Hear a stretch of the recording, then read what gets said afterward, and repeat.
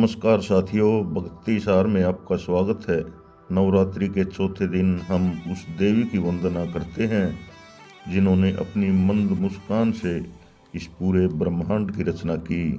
जब चारों ओर घना अंधकार था और समय का भी अस्तित्व नहीं था, तब प्रकट हुई थी माँ कुष्मांडा। यहाँ कु का अर्थ है छोटा, कुसुम का अर्थ है ऊर्जा और अंडा का अर्थ है ब्रह्मांड। आज के इस विशेष एपिसोड में हम जानेंगे कैसे माँ सूर्य के भीतर निवास करती है और क्यों उन्हें कुमंडे की बलि प्रिय है।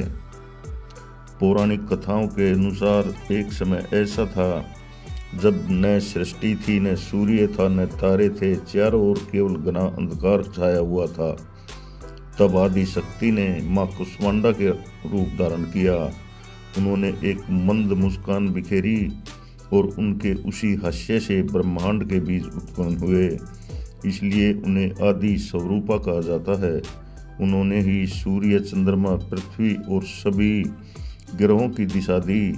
उनकी शक्ति के बिना यह संसार चेतना शून्य है।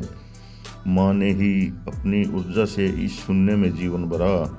माँ कुष्मांडा का निवास स्थान सूर्य लोक के भीतर माना जाता है।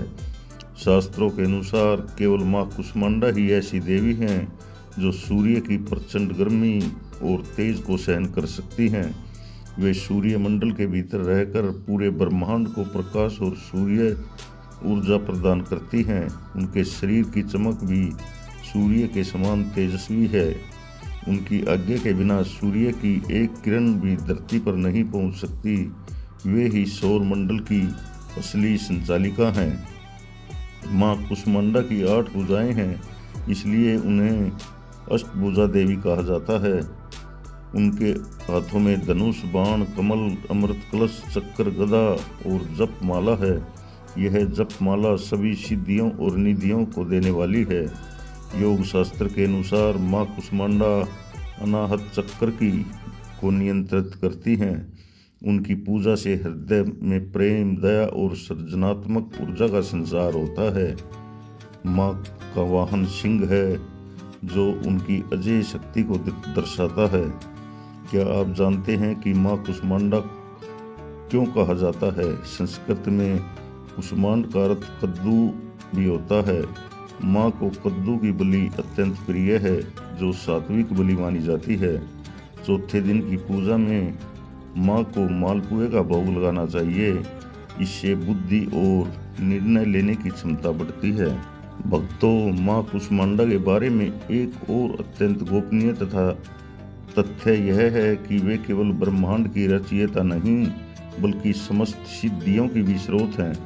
उनके बाएं हाथ में जो जप माला है, उसमें संसार की सभी 8 सिद्धियां और 9 निधियां समाहित हैं। इसका अर्थ यह है कि जो भक्त माँ की मंद मुस्कान की शरण में आता है, उसे कठिन योग साधना के बिना ही आध्यात्मिक शांति और मानसिक शक्तियाँ प्राप्त होती हैं। एक पौराणिक मान्यता यह भी है कि माँ कुष्मांडा हमारे शरीर में कांति और छाया के रूप में स्थित हैं। शास्त्रों में कहा गया है, या देवी सर्वभूतेषु छाया रूपेण संस्थिता, नमस्तस्यै नमस्तस्यै नमस्तस्यै नमो नमः। इसका अर्थ है कि हमारे भीतर जो भी शीतलता और शांति की छाया है, वह माँ कुष्मांडा की कृपा से ही है। जहाँ एक ओर वे सूर्य के समान प्रचंड तेज वाली हैं, वहीं दूसरी ओर भक्तों के लिए वे ममतामयी शीतल छाया के समान हैं। एक समय जब राक्षसों के भय से देवताओं का तेज क्षीण हो गया था और वे अपनी शक्तियां भूलने लगे थे, तब माँ कुष्मांडा ने अपनी एक दिव्य हुंकार से देवताओं के भीतर फिर से ऊर्जा जागृत की थी। उन्होंने देवताओं को बताया कि शक्ति कहीं बाहर से नहीं, उनके भीतर से ही निकलती है। माँ की इसी प्रेरणा से देवताओं ने फिर से अपना खोया हुआ स्वर्ग प्राप्त किया था। तो भक्तों, माँ कुष्मांडा हमें सिखाती है कि एक छोटी सी मुस्कान में कितनी बड़ी शक्ति छिपी होती है। अगर आप भी अपने जीवन के भीतर का अंधकार मिटाना चाहते हैं, तो माँ की इस मुस्कान को अपने हृदय में स्थान दें।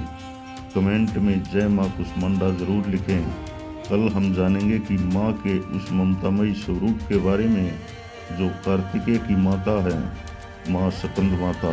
चैनल को सब्सक्राइब करें और सनातन धर्म से जुड़ें। जय माता दी।